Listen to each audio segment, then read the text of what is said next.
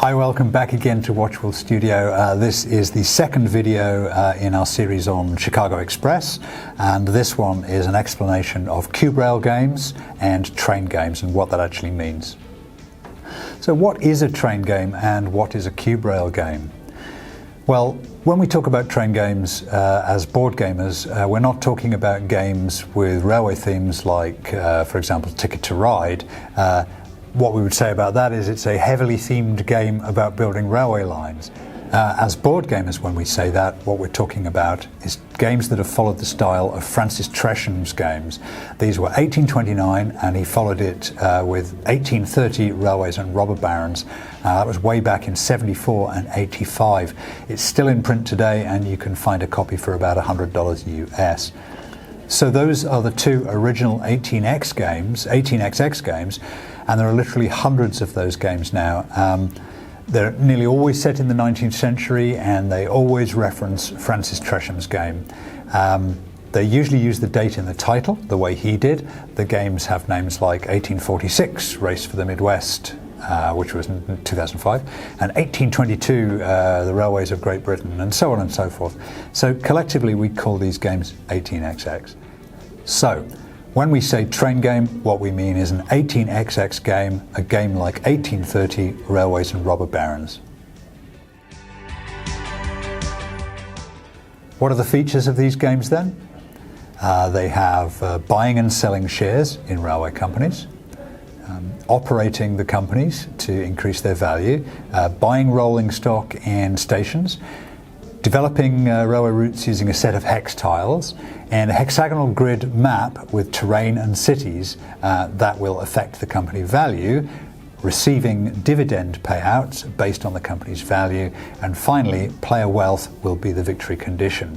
So those are the factors that make an 18xx train game.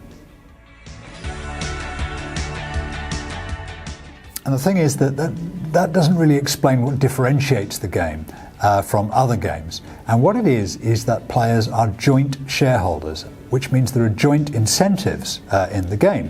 When a dividend is paid out, it's paid out to all the shareholders, and all the shareholders make money. So the majority shareholder makes the most money. The system is so popular and so robust in terms of design that 35 years later we've got more than 200 other 18xx games that use the same themes. People say that 18xx is a small genre, but in the sense of the number of games that have followed Francis Tresham's design, it's been incredibly influential. Imagine that, 200 games that are like the game you designed.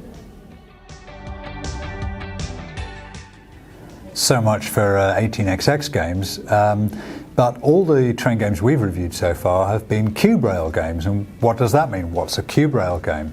Well, what it means is that they're games that use the same themes that I've just described, but they're simplified and they're abstracted to provide a much more accessible game.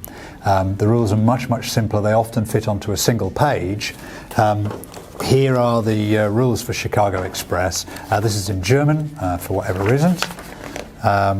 This is whatever, 4 sides there.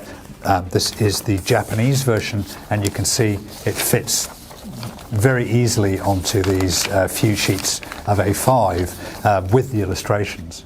So these are games that are much more like other modern board games, and one of the things I've said about the other cube rail games we've reviewed is that I think they have a much broader appeal than 18xx games themselves. They bring the fascination of those games to a wider audience. Traditionally they've used cubes to represent the tracks, in this case train markers, rather than the hex tiles that are central to 18xx games themselves. The aspect that's most critical, though, is that there's always some sort of incentive sharing between the players. If 2 people are owning the shares in the same company, then they're both getting a part of the dividend payout. That's what makes the games interesting. A thing that board gamers always find unusual is that they don't have an avatar on the tabletop. They're not a general commanding an army, they're not a hero trying to level up with weapons and spells or something like that. They're shareholders, and they have more or less interest in the various companies.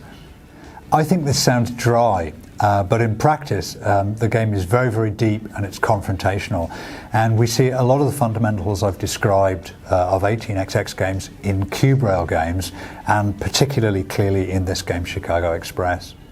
What it means in terms of the games is that it's not strictly about making money, it's about making more money than your nearest rival, and it's about the differences between the players. So this is a superb game with quite simple rules, and it offers extremely deep, complex and competitive experience for the players.